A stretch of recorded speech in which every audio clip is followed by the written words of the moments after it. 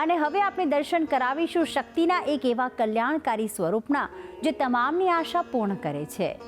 તેથી ભક્તો તેમને પૂજે છે માં આશાપુરી તરીકે. માતાજીનું છે એક એવું ધામ જ્યાં સ્વયં પાંડવો અને દ્રૌપદીએ માં આશાપુરીની પ્રતિમા સ્થાપી હતી. આ ધામ નિર્મિત છે પેટલાદના સોજિત્રામાં આવેલા પીપળાવ ગામે. તો આવો માં આશાપુરીના દર્શનનો લાહવો આપણે પણ લઈએ. સ્વયં દ્રૌપદીએ કરી જેમની પૂજા, જે હરે છે દુઃખ, દૂર કરે છે સંતાપ.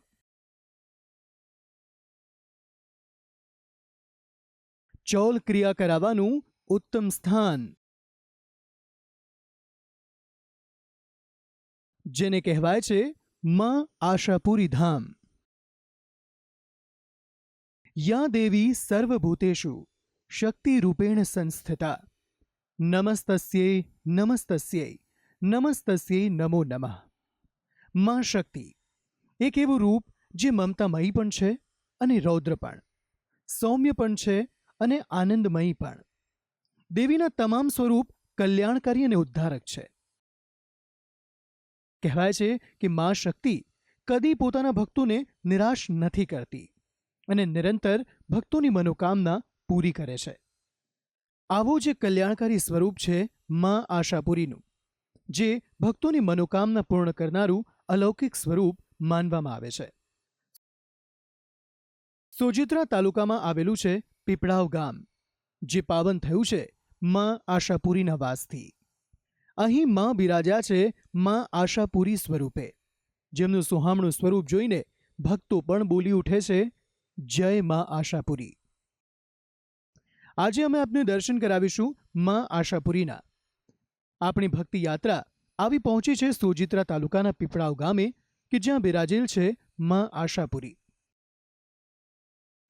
કહેવાય છે કે સૈકાઓ પૂર્વેના આ મંદિરમાં માની સ્થાપના સ્વયં પાંડવો અને દ્રૌપદી દ્વારા કરવામાં આવી હતી. ત્યારથી લઈને હાલ સુધી સૌ માઈ ભક્તોની આસ્થાનું કેન્દ્ર બની બેઠું છે પીપળાવનું આ અલાયદું ધામ. વર્ષો પહેલા જ્યારે આ જગ્યા હિડમ્બા વન તરીકે જાણીતી હતી, ત્યારે કહેવાય છે કે પાંડવોએ આ સ્થાનેથી પોતાના વનવાસની શરૂઆત કરી હતી અને તે સમયે આશા માની આરાધના દ્રૌપદી કરતા હતા.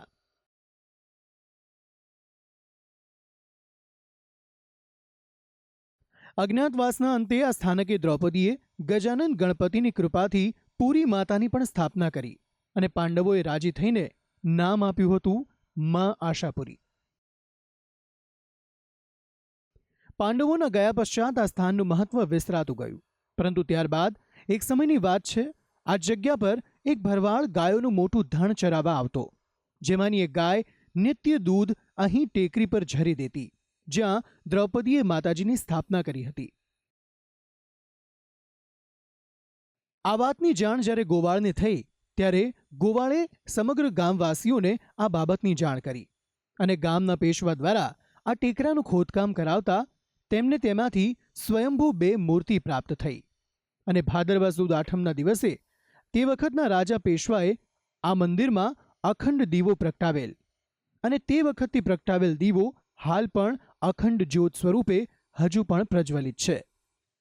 આ મંદિરના 1000 થી 1200 વર્ષ પુરાણું છે આ, અને અહીંયા લોકવાયકા પ્રમાણે ભાદરવા સુદ આઠમ અને નોમ માતાજીનો મોટો મેળો ભરાય છે. એનો સ્થાપના દિવસ ગણાય છે ભાદરવા સુદ આઠમ.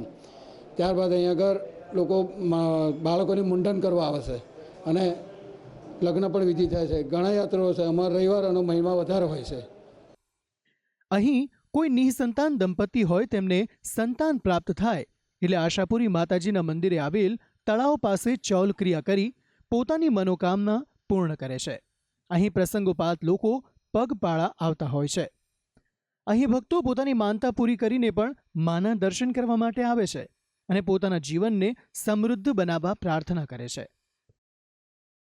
તો આમ માં આશાપુરી તમામ ભક્તોના દુઃખ હરનારી અને કષ્ટ નિવારનારી છે, જેના દર્શને આવતા ભક્તો પોતાના સઘળા કષ્ટો ભૂલીને અહીંના ભક્તિમય વાતાવરણમાં થઈ જાય છે લીન અને જપે છે માત્ર માં આશાપુરીનું નામ. ભક્તિ સંદેશ, સંદેશ ન્યૂઝ.